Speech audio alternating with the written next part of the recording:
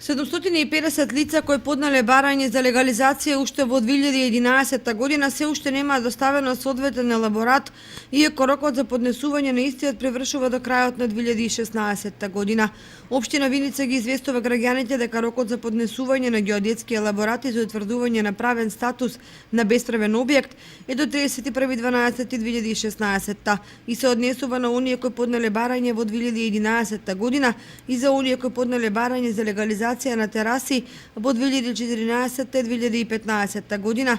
Воспротивно, оние кои нема да достават елаборат до определениот рок согласно Законот за постапување со бесправно изградени објекти, барањето за легализација ќе им биде одбиено.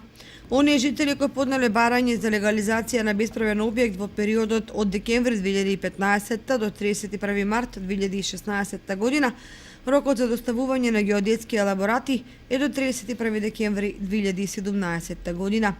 Инаку во општина Виница досега се завршени 1100 од вкупно 3060 предмети. 150 се повлечени, за 750 се чекаат елаборати, а околу 1000 предмети се во постапка на решавање.